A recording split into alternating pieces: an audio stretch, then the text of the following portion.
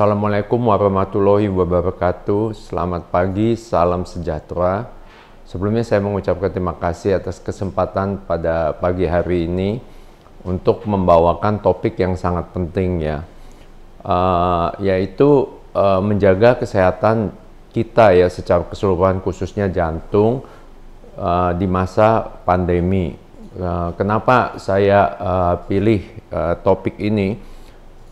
Karena pengalaman ya, saya walaupun seorang ahli jantung, tapi kebetulan 3 tahun yang lalu kita menemukan rahasia bagaimana kita itu bisa mempunyai tubuh yang lebih sehat ya.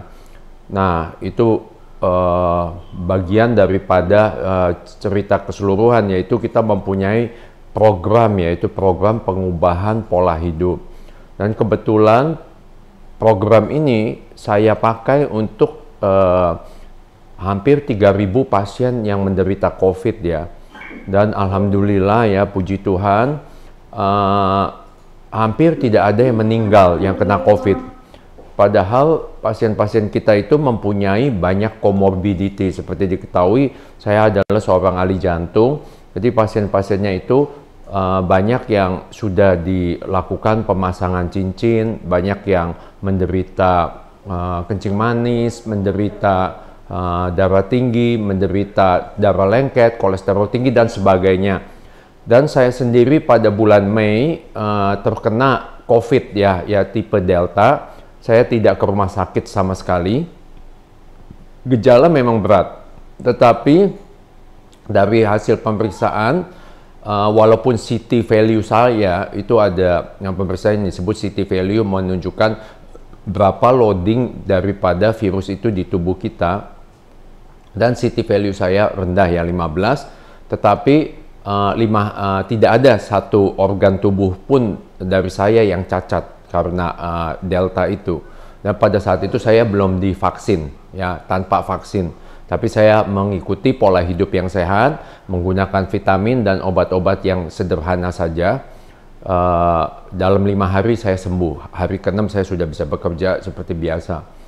Jadi sesungguhnya bahwa COVID itu hanya menakutkan atau bisa membunuh pada orang-orang yang tidak siap ya. Jadi orang-orang yang tidak melakukan pola hidup yang benar, orang-orang yang tidak melakukan pemeriksaan kesehatan dengan cara benar, dan tidak membetulkan apa-apa yang buruk di tubuhnya ya. Nah itulah yang menjadi bahasan topik kita pada hari ini ya. Omikron sebetulnya ini tidak perlu ditakuti, apalagi sekarang ini kebanyakan dari kita sudah mendapatkan vaksin ya. Dan juga dari data-data yang ada, Omikron lebih ringan dibandingkan dengan gelombang-gelombang sebelumnya ya, terutama gelombang Delta. Jadi sebetulnya tidak perlu sampai harus ditakutkan, tetapi akan menakutkan bagi orang-orang yang sampai saat ini masih belum mengubah pola hidupnya. Bagi orang-orang yang mempunyai komorbiditas tetapi belum dibetulkan penyakit-penyakitnya, atau bagi orang yang belum divaksin, atau bagi orang yang sudah divaksin tetapi tidak mampu membentuk antibodi. Ya, itu pun juga sebetulnya ada jalan keluarnya. Kita banyak data-data yang menunjukkan pemberian vaksin yang berbeda akan meningkatkan antibodi lebih baik lagi. Nah, jadi ada pepatah ya, ini udah lama pepatah ini, bahwa sebetulnya dokter yang paling pandai ya itu adalah dokter yang bisa mencegah pasiennya itu terkena penyakit, bukannya seorang dokter yang menunggu sampai pasiennya sakit atau bahkan menunggu sampai pasiennya terkena penyakit dan penyakitnya sudah lanjut baru diobati. Ya, jadi itu penting sekali. Nah, dalam hal ini kita seharusnya sebagai dokter-dokter harus lebih memajukan pola preventif, yaitu pencegahannya. Itulah yang baru kita dapat disebut superior dokter atau dokter yang betul-betul sebetulnya pandai ya. Jadi nggak ada pasiennya meninggal, tidak ada pasiennya yang cacat. Itu yang paling penting. Jadi kalau dalam hal COVID, seorang dokter yang superior itu berhasil mencegah pasiennya sampai masuk rumah sakit, pasiennya tidak meninggal, pasiennya tidak cacat, ya. Nah, kalau ditunggu sampai pasiennya masuk rumah sakit, apalagi masuk rumah sakit diberikan obat-obatan yang sampai menghabiskan biaya yang demikian banyak, apalagi kalau pasiennya cacat atau meninggal, ya itu tidak bisa disebut lagi superior dokter. Jangan pernah lupa bahwa pergeseran saat ini sewaktu ini agak lucu juga. Pengubahan pola hidup saya lakukan sudah 3 tahun di Rumah Sakit Bethsaida, tetapi sangat sulit, terutama resistensi itu datang dari dokter-dokter yang lainnya, ya, karena sulit, ya. Tetapi saat ini pasien saya mengikuti pengubahan pola hidup yang bisa mencegah dirinya dari kematian COVID atau cacat karena COVID itu sudah 750 orang, ya. Jadi makin lama makin banyak. Jangan pernah lupa, pada tahun 50-an bahkan seorang dokter menganjurkan pasien-pasiennya untuk merokok, ya. Jadi kita paradigma itu akan berubah sesuai dengan perkembangan zaman. Jadi tidak kaget nantinya ke depannya akan demikian banyak dokter yang akan menganjurkan pasien-pasiennya mengubah pola hidup. Ya, saat ini masih seperti dahulu, banyak dokter yang masih tertidur ya, menganggap bahwa pola hidup itu tidak begitu penting. Padahal pola hidup itu lebih penting, bahkan lebih penting daripada obat-obatan yang kita berikan pada pasien kita. Nah, sedikit tentang COVID ya, kita mempunyai beberapa pilihan. Kita tahu kematian COVID di negara kita yaitu 3 di antara 100 orang. Di Singapura 3 di antara 1000 orang. Di Amerika yang negaranya maju itu 3 di antara 200. Tidak terlalu banyak yang berbeda dari negara kita. Tetapi di Bhutan 1 di antara 1000. Nah, seharusnya kita pelajari kedua negara ini, Singapura dan Bhutan. Singapura, kenapa kematian sedikit? Karena pelayanan medisnya itu sangat baik ya. Jadi penanganan pasien-pasien COVID mereka jauh lebih unggul dibandingkan daripada negara kita. Nah, kalau di Bhutan, mungkin pelayanan medis kita sama baiknya atau bahkan lebih baik dibandingkan dengan Bhutan. Tetapi kenapa kok angka kematiannya sedikit? Karena kita tahu bahwa Bhutan, kebanyakan orang-orang di sana mengikuti pola hidup yang benar. Kebanyakan orang-orang di sana tidak overweight. Kebanyakan orang di sana makannya sayur-sayuran. Kebanyakan orang di sana santai-santai ya, tidak penuh stres. Mereka berjemur, mereka tidak kekurangan vitamin D.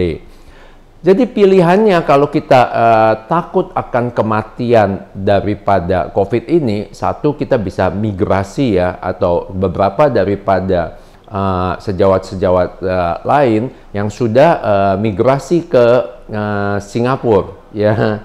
Jadi dari sejak Maret tahun lalu sudah hilang ke Singapura karena Singapura angka kematiannya rendah. Mereka melakukan pemilihan yang tepat dengan lari ke Singapura. Yang kedua adalah bisa membeli sebuah pulau ya, habis itu pindah ke pulau itu, mengisolasi diri, jangan ketemu orang-orang lain.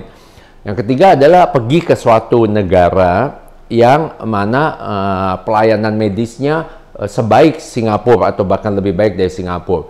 Nah, ketiga opsi ini hampir tidak mungkin dilaksanakan oleh hampir semua dari kita. Karena semua ini membutuhkan biaya yang luar biasa mahalnya. Hanya biasa dilakukan oleh orang-orang yang super kaya ya. Dan juga mungkin juga mereka tidak bekerja juga masih bisa hidup tanpa ada penghasilan. Nah, jadi saya tawarkan option yang ketiga, yaitu yang sudah kita lakukan dan sudah berhasil saya gunakan di 3.000 pasien kita. Dan seperti saya tadi katakan, semuanya hidup.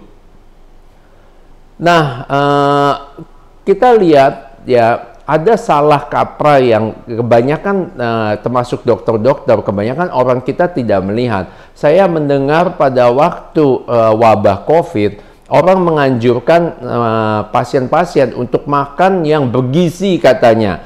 Makan apa itu? Makanlah banyak daging, makanlah banyak telur, makanlah banyak susu, minum banyak susu, keju dan whatever ya. Tapi sebetulnya kalau kita merenungkan, apakah negara-negara yang terkena COVID dan banyak kematian, apakah mereka negara miskin? No. Amerika angka kematian sangat tinggi, tadi saya bilang. Hanya sedikit lebih baik dari negara kita. Mereka makan makanan-makanan yang tadi saya sebutkan. Mereka bukan orang yang kekurangan gizi, bukan orang-orang terisi rakyat yang kekurangan makan, bahkan mereka kelebihan gizi. Ya, atau istilahnya bukan kelebihan gizi, kalau bagi saya sih kelebihan racun-racun tubuh ya, bukan gizi. Jadi makanan-makanan yang tadi disebutkan tuh bukan makanan yang bergizi, tapi malahan sebaliknya, makanan-makanan itu yang membuat tubuh kita menjadi lemah melawan COVID. Nah, kita tadi sudah sebutkan Bhutan, mereka kebanyakan pasien orang-orangnya adalah kurus-kurus ya, kebanyakan mereka makan tumbuh-tumbuhan dan buah-buahan dan kacang-kacangan. Nah, ini yang harus dipelajari. Ya, kalau Singapura tadi saya bilang dibandingkan dengan Amerika, kalau bagi yang pernah ke Singapura saya lihat jauh lebih mending dietnya. Ya, di Singapura saya suka ngobrol dengan tukang taksi, tukang pembersih di hotel. Mereka lebih banyak, kebanyakan mereka kurus ya, tidak gemuk-gemuk seperti di Amerika atau Australia.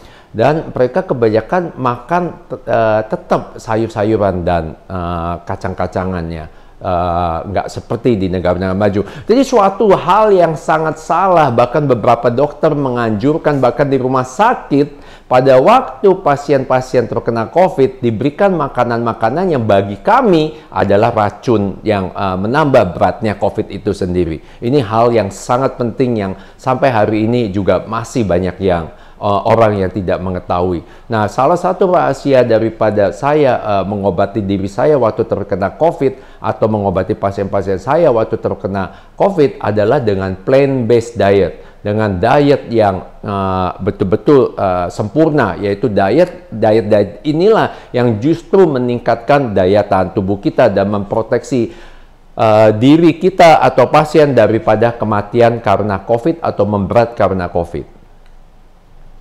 Nah, jadi pertama juga saya pelajari ya, pertama kita lihat kenapa bayi dan anak-anak ya kalau terkena COVID mereka relatif sehat-sehat aja. Kita pelajarin itu dulu ya. Ini maka itu butuh superior dokter tadi saya bilang. Nggak semua dokter bisa merenung soal ini ya. Kebetulan background saya dulu saya masuk UI ya, bukan ini untuk menyombongkan diri, tapi kita punya background dulu. Saya masuk dengan, saya lulus UI dengan nilai paling tinggi seluruh Indonesia. Jadi bukan hal-hal yang gampang. Jadi kemudian juga saya dididik di Australia selama 15 tahun. Saya juga mendalami ilmu molekuler biologis, itu yang banyak dokter-dokter tidak ketahui. Nah, waktu COVID ini saya melihat bahwa bayi sama anak-anak relatif tidak ada gejala atau hampir tidak ada yang meninggal ya kalau kena COVID, kecuali bayi atau anak-anak yang mempunyai komorbiditi yang sangat kuat seperti leukemia atau dia mempunyai kelainan penyakit-penyakit yang sangat berat, misalnya ginjalnya sudah rusak atau diabetes yang sudah complicated ya. Kalau tidak, kebanyakan mereka sehat-sehat aja waktu terkena COVID. Nah, kita pelajari kenapa mereka itu mempunyai endotelium. Endotelium itu adalah lapisan di dalam pembuluh darah kita yang melindungi pembuluh darah kita daripada sumbatan. Yaitu jadi kalau endotelium di pembuluh darah jantung kita baik, itu kita tidak terkena serangan jantung. Nah, kita ketahui bahwa 40-60% pasien COVID meninggalnya karena mengalami kelainan pembuluh darah. Mereka terkena serangan jantung atau stroke, atau terjadi gumpalan di sistem tubuhnya sehingga merusak organ-organ yang lain. Nah, kemudian bayi juga mempunyai S2 reseptor yang lebih rendah ya terhadap SARS ini. Kemudian juga bayi kemungkinan mempunyai imunitas terhadap SARS-CoV-2 dari ibunya. Kemudian bayi mempunyai, kita ada dua sistem imunitas, yaitu innate immunity, itu yang bergantung kepada kekuatan T-cell kita, kekuatan daripada sel-sel di mukosa kita, dan adaptive immunity ini yang sering kita dapati daripada vaksinasi ya. Nah, dalam hal ini pernah kita diskusikan sebelumnya bahwa BCG atau vaksin yang digunakan untuk TBC itu melindungi ya. Nah, karena bayi-bayi dan balita ini belum lama di vaksin BCG dibandingkan dengan orang dewasa, sehingga itu melindungi bagi mereka. Ini pun banyak dokter-dokter yang tidak ketahui, padahal ini sudah dipublikasi ya pada awal-awal daripada COVID itu merebak. Nah, kita ketahui juga bayi dan anak-anak relatif lebih sedikit comorbidity. Kita jarang hampir belum pernah dengar ya bayi-bayi dan anak-anak mempunyai sumbatan jantung, atau bayi anak kena stroke, atau bayi anak mempunyai darah yang lengket atau kental ya, karena makanan mereka relatif lebih sehat. Di dalam sistem tubuh manusia ada sistem yang disebut mikrobiota usus. Mikrobiota usus itu sangat penting perannya dalam melindungi kita terhadap penyakit-penyakit termasuk serangan dari virus. Nah, bayi makannya relatif lebih sehat daripada dewasa. Kita ingat kalau waktu kita punya anak, anak kita itu kita berikan makanan yang sehat, bukan yang enak. Ya, nah ketika mereka menanjak dewasa, mereka mempunyai kebebasan, mereka baru mulai makan makanan yang enak. Dan makanan yang enak ini sangat buruk untuk tubuh kita. Ya, bayi mempunyai nitric oxide. Ini juga konsep nitric oxide banyak dokter-dokter kita yang tidak tahu. Nitric oxide adalah rahasia daripada seseorang untuk menjaga pembuluh darahnya tetap sehat. Bayi mempunyai high melatonin. Kita tahu sudah dipublikasi bahwa melatonin itu berguna untuk mencegah pasien-pasien terkena badai sitokin sewaktu terkena COVID. Melatonin ini membuat orang itu lebih santai, tidurnya lebih nyenyak, ya, dan itu sangat penting. Bayi mempunyai sistem sel strong mitokondria. Ini semua seluler ya, sehingga banyak dokter-dokter tidak mengetahui rahasia-rahasianya. Nah, kalau mitokondrianya kuat, itu mempunyai sifat antivirus yang kuat, sehingga bisa menang melawan COVID ketika pasien tersebut terkena COVID. Bayi tidak mengalami panik. Artinya balita maupun bayi kalau terkena COVID dia nggak mikir atau bisa meninggal dunia, dia nggak terlalu memikirkan bisnisnya bisa bangkrut, COVID pandemi ini harus tutup bisnisnya, bayi tidak memikirkan itu. Jadi mereka santai-santai aja sehingga kemungkinan terkena badai sitokin menjadi lebih kecil. Jadi bayi juga tidak mempunyai palingan kalau lagi panas nangis dikasih obat dia tidur. Kalau orang dewasa dia mikir dia kena COVID, dia pikir tetangganya pada meninggal, dia pikir saudaranya mungkin udah meninggal, dia nggak bisa tidur berhari-hari, akhirnya kena badai sitokin, akhirnya meninggal. Maka itu dari awal-awal waktu COVID saya sering memberikan obat penenang dan obat tidur. Dan ternyata terbukti publikasinya sudah dirilis baru beberapa bulan yang lalu, padahal kita sudah prediksikan ini akan terjadi beberapa bulan yang lalu bahwa pemberian antipsikotik ya atau antidepresan atau penenang itu sangat berguna untuk pasien-pasien COVID ya. Nah, itu jadi apa yang kita sudah kuasai selama ini, pengubahan pola hidup dan penanganan untuk pasien-pasien COVID, ternyata satu persatu mulai dipublikasi kebenaran ini ya. Maka itu sangat disayangkan banyak dokter-dokter kita yang tidak mengerti dan banyak pembuat policy daripada COVID di Indonesia tidak mengerti hal ini. Ya, saya pernah menawarkan ke beberapa YouTuber untuk men-share rahasia ini, tapi mereka menganggap ini sebagai mereka menawarkan untuk kami untuk membayar. Tentunya saya tidak mau karena ini sifatnya adalah charity. Charity itu amal kebajikan, tidak ada promosi untuk penjualan. Jadi saya bilang ini tidak masuk akal. Ini sangat penting untuk diketahui oleh masyarakat Indonesia. Ya, harusnya mereka yang mencari saya untuk mengetahui rahasia ini. Bagaimana seorang dokter yang bukanlah spesialisasinya mengenai COVID, kok dia bisa mengobati demikian banyak COVID, bahkan dirinya sendiri. Kebetulan saya sebetulnya sudah cukup berumur ya, tetapi kok nggak meninggal gitu, dan juga nggak ada cacat sama sekali. Bahkan tadi 5 hari sudah, hari ke-6 saya sudah bisa kerja. Ya, sebetulnya rahasia ini sangat penting untuk diketahui oleh banyak masyarakat kita itu, yang menjadi tanggung jawab dari masing-masing orang dan masing-masing dokter untuk mempelajari lebih lanjut mengenai rahasia ini. Nah, ada negara-negara yang disebut the blue zones, itu seperti Loma Linda di Amerika, ya, di Costa Rica, kemudian di Italia atau di Okinawa di Jepang. Kita tahu orang-orang mereka ini hampir tidak pernah terkena flu. Ya, kita ngomongin karena SARS-CoV ini mirip flu. Atau mereka terkena tidak terjadi apa-apa. Dari dulu saya ketahui waktu saya di Australia, saya cukup lama di Australia, 14 tahun lebih, itu kalau orang Australia kalau terkena flu itu banyak yang berat, banyak yang meninggal. Tapi kita bingung kalau orang-orang di negara lain kalau terkena flu ringan-ringan aja tuh, tidak ada yang meninggal. Nah, dari situ kita pelajari, ada bukunya ya, kebetulan saya udah baca. Apa sih rahasianya? Rahasianya itu balik lagi di pola hidup, ya, dalam hal ini makanan.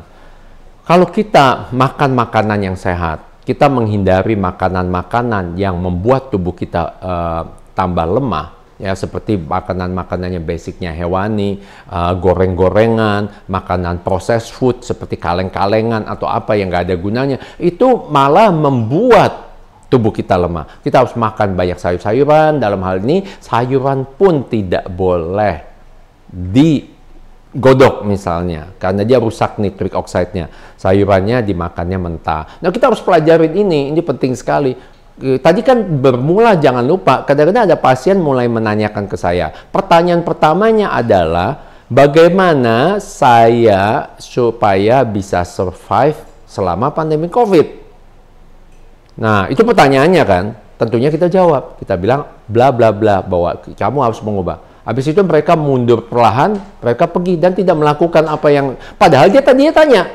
Ya, padahal COVID ini tadi kita bilang bukan main-main. Kalau salah jalan, orang terkena COVID, tidak sedikit yang meninggal atau menghabiskan biaya yang sangat besar, padahal tidak perlu untuk hal tersebut. Nah, sebetulnya bagaimana sih menangani COVID? Ya, hanya 3 jalan. 1, antivirus. Antivirus saat ini baru mau dirilis ya. Tapi kembali lagi, ini baru saat tahap awal. Belum tentu juga berhasil, belum tentu juga semua orang bisa afford mendapatkan karena masih langka ya, bahannya masih ada di Amerika. Nah, antivirus yang kita pakai selama ini bukan antivirus untuk COVID, antivirus untuk virus yang lainnya. Jadi kita tahu itu nggak ada bukti ilmiahnya. Tapi why this masih dipakai? Ya kalang kabut, nggak ada cara lain. Jadi mungkin seperti semuanya pada panik, memakai apa, kadang-kadang juga pada pasien COVID diberikan antibiotik. Saya bilang, mana datanya yang menunjukkan bahwa antibiotik jenis ini berguna untuk pasien COVID? Dicari data-datanya nggak ada. Saya tidak menggunakan antibiotik untuk pasien-pasien saya dan untuk diri saya sendiri. Karena tidak ada data ilmiahnya. Bahkan antibiotik itu memperlemah daya tahan tubuh kita. Ini salah satu contohnya. Nah, antivirus, tadi saya bilang, antivirus apa? Berarti sebetulnya kita belum mempunyai antivirus yang handal. Nah, sekarang baru mau dirilis ya di Amerika. Kedua, anti-inflamatori. Ya, karena pasien banyak yang meninggal karena hal yang disebut badai sitokin. Nah, anti-inflamatori kita tahu kita memang menggunakan seperti yang simple-simple aja seperti dexamethasone untuk penanganan. Tapi anti-inflamatori yang paling kuat dari datangnya untuk virus itu adalah dari tubuh kita sendiri. Ya, kita diciptakan oleh Yang Kuasa untuk mempunyai mekanisme untuk mencegah tubuh kita bereaksi berlebihan atau yang disebut badai sitokin ya ketika kita terkena virus. Nah, itu sangat bergantung daripada makanan yang kita makan dan sangat bergantung daripada pola hidup yang kita lakukan. Yang ketiga adalah antibody treatment. Antibody treatment ini bisa dari vaksin atau bisa juga yang disebut plasma konvalesen. Dari orang yang sudah terkena COVID, kalau dia punya antibodinya tinggi, dia bisa menyumbangkan, bisa digunakan untuk pasien-pasien yang terkena COVID yang berat. Tetapi kita banyak mendengar diberikan bukan antibody plasma konvalesen, tapi gamma ras. Saya tidak menemukan paper yang menunjukkan bahwa gamma ras itu berguna, tapi digunakan di mana-mana. Ya, I don't know kenapa kok bisa begitu. Ya, kita nggak pernah gunakan. Tadi saya bilang semua pasien-pasien saya hampir 90% lebih semuanya dirawat di rumah, ya, iso mandiri dan alhamdulillah puji Tuhan hidup. Ya, mereka punya comorbidity. Saya bilang comorbidity ada yang ada diabetes, ada yang apa. Tapi mereka sudah berobat ke kita sebelumnya dan kita sudah perbaiki diabetesnya, kita sudah perbaiki hipertensinya, kita sudah perbaiki jantungnya yang menyumbat sudah kita benarkan. Darahnya yang lengket sudah kita encerkan, ya juga konsep D-dimer itu baru diributkan oleh Pak Dahlan Iskan baru sekitar bulan bulan Mei atau bulan apa. Saya ributkan itu sudah dari bulan April tahun lalu. Ya, bahwa pasien-pasien COVID ini harus kita berikan pengencer darah karena mereka cenderung untuk membentuk blood clot. Nah, muncullah paper, ya ternyata betul diet itu di bulan April tahun ini, ya benar, diet yang sehat itu mencegah, mengurangi gejala COVID yang berat 60% lebih. Ya muncul paper-papernya bahwa plant-based diet itu berguna untuk COVID. Ya, padahal kita ngomongin ini sejak Maret tahun lalu. Nah, bagaimana sih pasien bisa meninggal daripada COVID? Kita harus pelajari juga, karena kalau kita tahu dia meninggal karena apa, kita cegah ini jangan sampai terjadi, supaya jangan sampai pasiennya meninggal. Satu, badai sitokin. Kedua, terjadi gumpalan darah. Terjadi komplikasi vaskular, baik itu jantung maupun stroke. Nah, kita ada banyak pasien, sebelum COVID nih, sebelum Mei, saya udah bilangin, Bapak atau Ibu mempunyai sumbatan jantung harus dibetulin.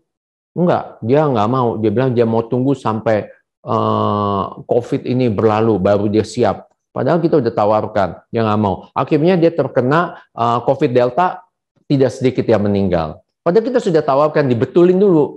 Jadi yang jelek-jelek itu kita betulin. Darah tingginya kita betulin. Kalau jantung ada sumbatan kita betulin. Kalau dia ada kolesterol tinggi kita betulin.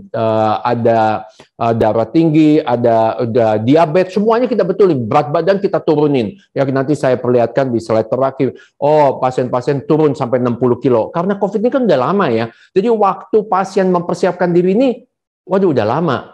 Ya seperti kita mau perang ya, misalnya pada waktu zaman Belanda atau zaman Jepang, kita nggak baru langsung tiba-tiba membawa bambu runcing, tapi sudah di strateginya itu ya seperti kita baca dari sejarah pejuang-pejuang kita, strateginya itu udah disusun udah lama sekali, dia udah persiapannya udah lama, bagaimana nih supaya menang dan kita bisa merdeka. Nah itu juga sama dengan COVID nih, kita bukannya udah kena COVID, ya baru dia telepon saya, bagaimana ini mengubah pola hidup? Harusnya jauh-jauh dia harusnya mendengar ceramah kita ini, jauh-jauh dia memegang rahasia ini dan dia lakukan perubahan. Supaya ketika badai itu datang, mereka sudah siap. Sedia payung sebelum hujan, bukannya sesudah hujan, udah setengah badannya basah, baru dia mau cari payung. Ya kadang-kadang it's too late. Ya. Nah, Bagaimana mereka meninggal? Mereka tidak mempunyai imun sistem yang kuat. Ya, saat ini kan sudah terbantu dengan adanya vaksin ya. Jadi harusnya COVID yang akan datang kemungkinan mencelakakan kita atau membuat pasien kita sampai berat masuk harusnya lebih kecil dong. Ya, saya terus terang kurang setuju ya dengan policy dunia yang begitu. Saya rasa juga banyak politiknya ya, membesar-besarkan Omikron ini seperti apa gitu ya.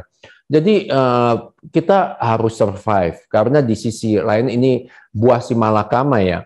Kita nggak bisa terlalu ketat karena bisnisnya turun ya.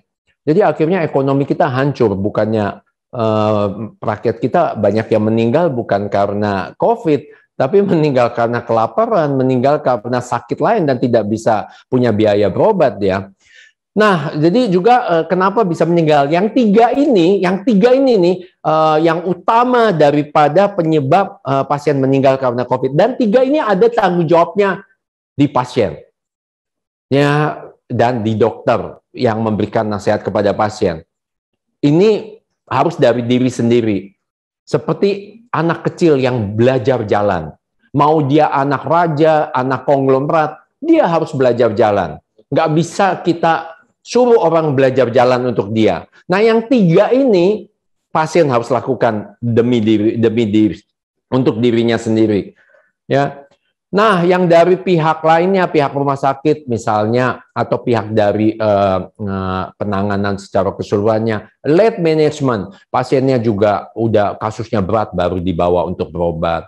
Lack of medical support, jangan lupa waktu saya kena COVID itu, walaupun saya kena COVID, 1 hari saya masih pasien-pasien yang ngebel saya masih ingat. Mungkin itu masa yang tidak pernah akan saya lupakan. 1 hari 200 telepon saya terima. Padahal saya lagi kena COVID. Dan saya nggak tega, nggak sampai hati ngomongin ke pasien yang telepon meminta pertolongan saya untuk COVID. Bahwa saya sebetulnya lagi kena COVID. Karena takut nanti mental dia down. Jadi saya tetap memberikan mereka nasihat. Dan berhasil ya, banyak yang tidak terjadi apa-apa gitu. Saya berikan metode rahasia saya untuk supaya mereka jangan sampai meninggal atau cacat kena COVID. Nah, waktu zaman itu Mei ya, oksigen tidak ada. Ya, jadi pasien susah sekali mendapat oksigen. Orang yang tidak butuh oksigen tetapi mempunyai uang yang banyak, dia stok oksigen ratusan di rumahnya. Ya, kemudian juga pasien-pasien yang membutuhkan infus, rumah sakit semuanya pada penuh. Ya, jangan pernah lupa itu. Vitamin, ya, membeli vitamin tidak ada. Vitamin cari di mana-mana tidak ada. Padahal mereka butuh vitamin. Mereka kekurangan, salah satunya adalah vitamin D. Vitamin D yang kurang itu membuat daya tahan tubuh kita lemah. Ya, mereka cari-cari nggak ada. Ya, untung saya ada stok, bahkan sampai saya share stok yang saya ada kepada pasien-pasien yang membutuhkan. Medication supportive itu ya saya bilang ngomongin seperti obat pilek. Pasien-pasien yang kena COVID tidak tersedia, habis semuanya di pasaran. Jangan pernah lupa itu ya. Kita sebutnya peristiwa Mei. Peristiwa Mei COVID ini ya kebetulan Mei juga ya, waktu saya kena COVID. Nah, pengobatan-pengobatan yang simpel-simpel aja juga nggak ada untuk COVID. Nah, juga pada waktu pasien terkena COVID, jangan lupa banyak dokter-dokter terutama yang usianya sudah cukup ada, mereka takut ya, mereka isolasi di rumah. Sehingga kita kekurangan dokter. Ya, juga koordinasi antara multi specialty sangat sulit. Saya masih ingat waktu di zaman COVID, kalau ada pasien COVID saya tanganin, itu susah mencari spesialis lain karena banyak mereka tidak mau datang, ketakutan. Oh, pasiennya pasien apa ya? Pasien COVID. Waduh, saya lagi sakit perut. Waduh, saya lagi ada urusan. Waduh, jadi susah banget mencari sejawat-sejawat yang lain. Nah, inilah yang saya bilang, padahal seharusnya kita adalah frontliner dokter, kita harus pelajari, kita disumpah untuk pasien-pasien kita. Ya. Jadi kita harus tahu dulu bagaimana kita sendiri jangan sampai kena COVID atau jangan meninggal seperti yang saya tadi lakukan. Nah, Nah itu yang harusnya kita cari gitu, bukannya ya nggak tahu ya itu hak masing-masing. Tapi saya kurang begitu setuju kalau kita dokter kita ngumpet ya dari pada musibah, karena kita disumpah untuk menolong jiwa manusia. Itu yang kita harus ingat, dan itu yang terjadi pada saya. Kalau saya waktu itu tidak mengobati 30 pasien COVID tiap harinya, oh tentunya saya nggak bakal kena. Soalnya daya tahan tubuh saya sangat bagus. Saya ikutin diet ini udah 3 tahun. Ya, jadi saya kena karena saya volunteer untuk mengobati pasien-pasien saya. Ya, dan saya tidak pernah nyesal. Bahkan saya siap mati pada saat itu kalau demi untuk menolong pasien-pasien ini. Ya. Nah, kemudian juga dilakukan banyak orang yang melakukan berlebihan pengobatan yang tidak ada buktinya untuk COVID. Malahan nantinya jadi racun. Jadi pasiennya meninggalnya bukan karena COVID, meninggalnya karena efek samping daripada obat yang diberikan. Kadang-kadang diberikan antibiotik. Tadi saya katakan antibiotik tidak berguna untuk COVID. Diberikan antibiotik terlalu banyak. Akhirnya terbentuk jamur. Akhirnya meninggalnya karena jamur. Dan lain-lainnya, meninggal karena komplikasi yang lainnya. Jadi ini sesuatu yang harusnya setiap dokter pelajari bagaimana caranya. Dan yang terdahulu adalah mengubah pola hidup dari pasien-pasien.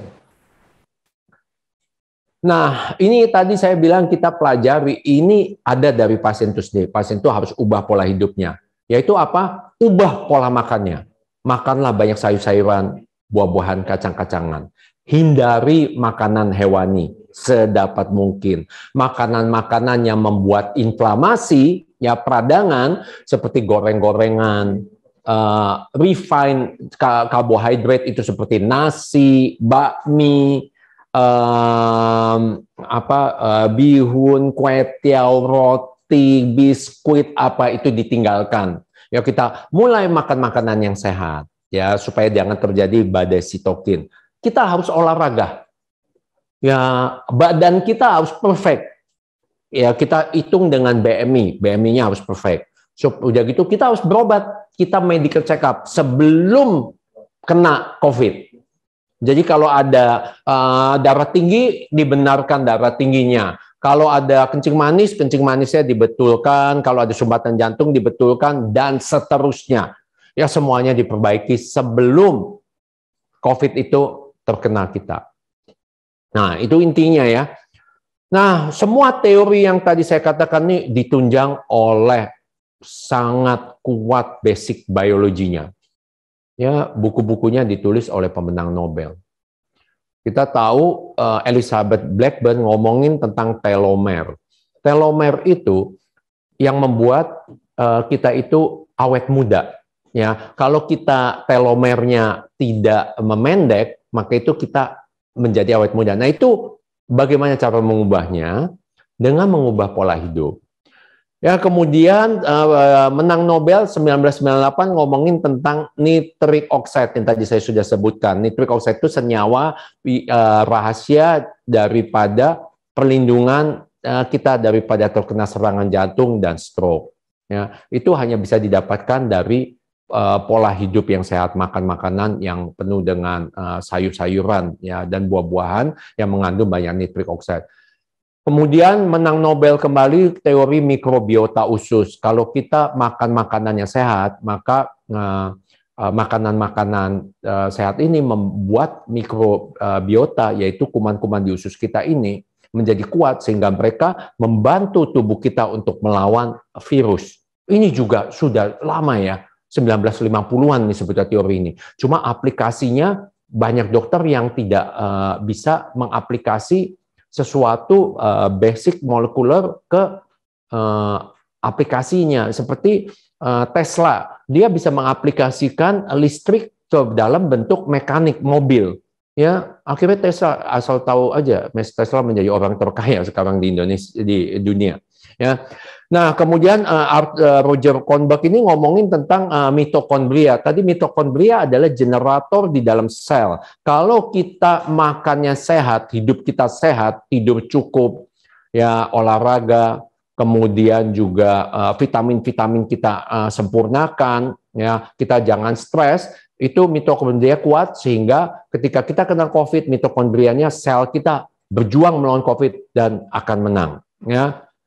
Nah, teori alkaline ini artinya kalau kita makannya tiap kali hewani, makanan-makanan yang tidak sehat, itu kencing kita menjadi acid. Ya, kalau kencing acid itu kita ada alat ukurnya. Itu not good untuk pertahanan tubuh kita. Kita harus ubah tubuh kita menjadi alkaline, bukan tubuhnya ya sebetulnya, dari kita tahunya dari kencingnya. Nah itu juga teori ini juga udah lama, dari Otto Warburg, udah bertahun-tahun. Nah Yoshinori Ohsumi ngomongin tentang intermittent fasting, yaitu kayak puasa atau kalori restriction, ya mirip-mirip. Jadi kalau kita makan itu jangan sampai kenyang, jangan sampai badan kita itu obes, jangan sampai badan kita gemuk, ya. Nah, karena badan yang gemuk ini membuat metabolik kita tinggi, sehingga kemungkinan tercetusnya badai sitokin menjadi lebih tinggi. Ya, kalau kita badannya kurus, lemaknya nggak ada, karena S2 reseptor itu banyak di sel lemak. Maka itu kalau seseorang gemuk, wah COVID seneng tuh nempelnya tuh, dan susah menang orang yang gemuk melawan COVID, atau lebih lambat dibandingkan dengan orang yang berat badannya ideal ya atau relatif kurus. Ini bukunya banyak sekali ya, tapi saya jelaskan kenapa bukunya tidak ditemukan pada textbook kedokteran, karena teori ekonomi. Jadi kalau saintis membuat buku-buku populer, itu profitnya besar ya, itu hak mereka. Memang sering dibilang Amerika adalah dreamland, negara impian. Ya memang di situ orang boleh ngomong bebas. Ya. Kedua, orang bisa menjual buku, bisa menjadi multimilioner. Ya kita bayangkan kalau dia jual buku textbook kedokteran, yang baca cuma mahasiswa kedokteran dan dokter-dokter yang lain sedikit. Ya, tapi kalau dia jual buku umum, yang beli misalnya satu buku untungnya $2, yang beli 5 juta kopi terjual. 5 juta kali $2 kan itu 10 juta, lumayan ya. Jadi kita bisa menghargai kenapa termasuk pemenang Nobel ini tulisnya di buku populer, maka itu kita huntingnya di buku populer. Kita lihat orang-orang sukses seperti Elon Musk, Bill Gates, atau itu mereka orang-orang yang sangat rajin membaca buku-buku populer yang ditulis oleh orang-orang yang super pandai. Nah, kebiasaan membaca ini yang jarang ditemukan di kita karena dilema dari satu bahasanya bahasa Inggris ya, atau kita juga bisa pelajari di Google masalah kendala bahasa. Maka itu saya rasa harusnya sudah dibuat keharusan bahwa Inggris menjadi second language di setiap sekolah di negara kita. Ya karena ini kuncinya. Kita harus belajar dari saintis, ilmuwan atau dokter-dokter yang basicnya berbahasa Inggris ya. Nah, rahasianya secara singkat yaitu 50% daripada pertahanan tubuh kita atau kesehatan secara umumnya termasuk kesehatan jantung itu berasal dari makanan dan suplemen 50%.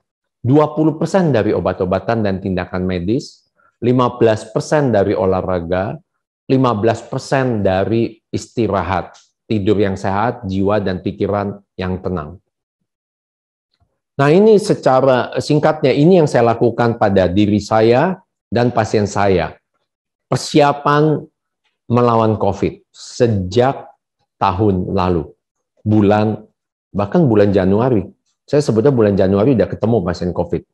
Waktu itu di negara kita dinyatakan belum ada COVID ya. Tapi saya sudah mendiagnosis COVID dan saya kirim pasiennya ke Singapura ya. Ternyata confirm waktu itu belum ada alat PCR segala macam, tapi dikonfirm di Singapura sudah mulai ada teknologi itu, dikonfirm pasiennya COVID bulan Januari. Jadi BMI, Body Mass Index dari kita itu seharusnya antara 20 sampai 21. Ya.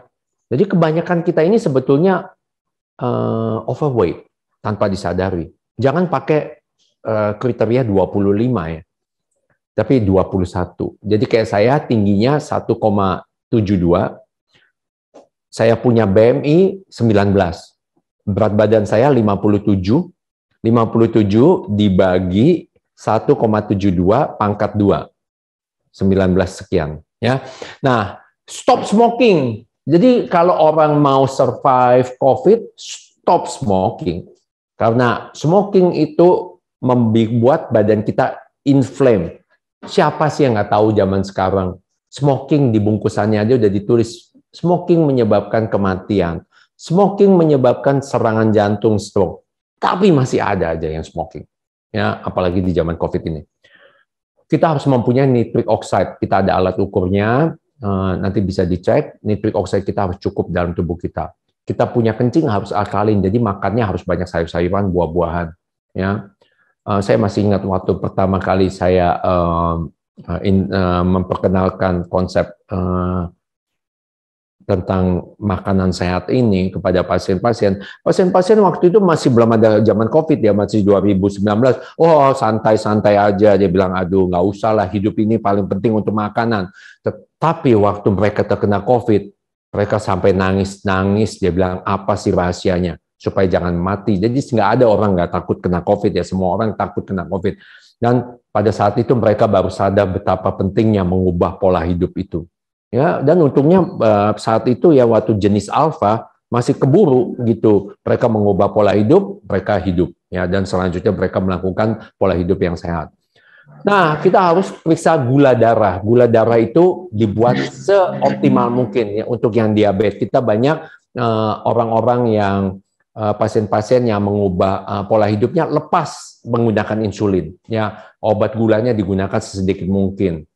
Kemudian mereka harus mempunyai mikrobiota yang bagus, ada yang namanya TMAO, trimethylamine oxide, itu berhubungan dengan makanan yang kita makan. Ya, alat ukurnya saat ini kita belum ada, kita rencana kalau jadi kita mau kerjasama dengan Cleveland Clinic di Amerika untuk membeli alat tersebut. Ya, kita bisa periksa dari sel darah putih.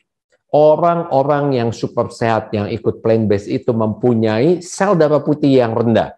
Ya, mereka mempunyai rasio antara monosit dengan limfosit yang sangat baik. Mereka mempunyai laju endap darah yang rendah, mereka mempunyai oksidasi LDL yang rendah. Jadi kita bisa ukur semua jauh-jauh sebelum mereka terkena COVID. Mereka mempunyai, kalau darahnya lengket, kita kasih obat supaya darahnya encer. Mereka mempunyai didimer. Ya, zaman sekarang ini, zaman COVID, orang duduk di rumah, bukannya olahraga, bukannya memperbaiki berat badan tubuh, duduk di rumah nonton dari pagi sampai malam. Sehingga sekarang banyak sekali pasien terkena jantung dan terkena stroke karena didimernya tinggi. Didimer itu pertanda jadi ada clot, ada gumpalan yang siap dia meledak setiap saat. Ya, itu juga harus diobatin. Kolesterol harus dibikin sebaik mungkin. Darah tinggi dibikin sebaik mungkin, kemudian kalau dia ada sumbatan jantung, dia ada stroke itu dibetulin dulu. Ya, kalau dia ada kelainan pembekuan darah kita betulin dulu. Kalau dia ada kelainan ginjal, kelainan liver, kelainan hormon itu dibetulin semua. Ya, jadi perlu check up. Ya, tapi check up ke dokter yang ngerti. Kalau nggak ngerti percuma. Ya, dia nggak tahu sistem-sistem apa yang harus diperbaiki. Kemudian kita harus meningkatkan daya innate immunity. Innate immunity itu dengan tidur yang cukup, makan yang sehat, ya, jangan stres, kemudian jemur matahari, ya, yang hati yang bahagia, ya, itu meningkatkan innate immunity. Tadi saya sudah sebutkan. Kemudian jangan lupa vaksin. Kita lakukan peningkatan daya tahan tubuh. Innate immunity ya, dengan istirahat yang cukup, dengan makan makanan yang tadi yang sehat, dengan berolahraga, jemur, dan lain-lain. Kemudian untuk yang divaksin, kita harus periksa antibodinya. Ya, ini banyak ditanya sama pasien-pasien, dok saya perlu booster nggak? Kita lihat antibodinya. Bahkan kadang-kadang orang sudah 3 kali di booster, bukan di booster, maksudnya divaksin 2 kali dan di booster sekali, tetap antibodi tidak benar. Kita harus ganti merek vaksinnya. Ya, karena kita ada datanya, kalau vaksin yang pertama merek tertentu tidak bisa membentuk antibodi, kita harus ubah. Ya, jadi bukan blind. Blind itu kadang-kadang ada pasien main booster aja, tapi belum tentu dia membentuk antibodi. Ya, kemudian kita ubah pola hidup kita supaya kita punya umur biologi kita, misalnya kita kronologisnya umurnya 60. Tapi umur biologisnya muda. Kita ada data orang-orang yang tua kalau kena COVID kemungkinan masuk rumah sakit dan meninggal lebih tinggi daripada orang-orang yang muda. Tapi kalau kita bisa terjadi orang yang muda umurnya misalnya 30. Kita tahu ya orang yang umur 20 bahkan 20-an, 30 banyak yang meninggal kena COVID, tapi kita lihat mereka siapa ini yang meninggal? Oh, orang-orang yang tidak sama sekali tidak mempedulikan pola hidup. Ya, mereka gemuk-gemuk, mereka makan sembarangan, makan enak, makan segala macam. Akhirnya dia kena. Jadi ada orang, opa-opa, oma-oma yang umurnya 80, tapi umur biologinya seperti umur 40. Bahkan lebih sehat daripada orang yang umur 20. Karena oma-opa ini sangat menjaga tubuhnya gitu ya, sangat menjaga pola hidupnya. Nah, vitamin D kita bisa ukur, vitamin-vitamin juga bisa kita ukur, itu kita perbaiki. Kita lakukan calorie restriction atau kita lakukan intermittent fasting, olahraga yang cukup, istirahat yang cukup. Ingat ya, terlalu lama diisolasi di rumah atau PPKM not good. Itu banyak membuat orang depresi, ya, banyak yang bunuh diri di luar negeri, ya, dan penyakit-penyakit mulai tumbuh. Kalau kita manusia diciptakan oleh yang kuasa itu untuk berinteraksi dengan manusia lainnya. Kalau kita di rumah terus tinggal, kita cari penyakit. Lama-lama akan timbul segala penyakit. Ya, seperti tadi saya bilang, bisa kita lihat dimernya naik. Nanti lama-lama kena stroke sama kena jantung. Nah, ini contoh-contoh ya, sebagai penutup, ini pasien-pasien yang sudah kita anjurkan untuk mengikuti pola hidup kita. Mereka bersyukur, kebanyakan sudah kena COVID, tidak ada satupun yang direnggut nyawanya, ya, masih hidup semua, ya. Dan kita bersyukur pasien ini mau nurut nasihat dokternya. Tuh, lihat, jadi ada yang turun sampai 60 kilo, ada yang turun 70 kilo ya, jauh-jauh. Dan mereka kena COVID semuanya aman-aman saja. Bahkan waktu itu belum divaksin, ya, belum ada vaksin. Mereka tetap aman-aman saja. Ya, jadi sebagai penutup, investlah di kita punya mind, ya, pikiran.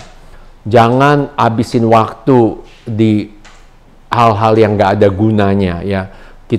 Kalau kita punya berat badan yang berlebihan, lebih baik olahraga daripada gosip atau daripada nonton YouTube yang tidak ada gunanya. Invest in your health. Jadi investment kita di kesehatan kita. Kita makan yang sehat supaya kalau kita terkena penyakit tidak terjadi apa-apa. Invest in yourself. Jadi investment itu, ya, itu penting sekali. Kita jangan invest di yang sampah-sampah yang tidak ada gunanya, ya.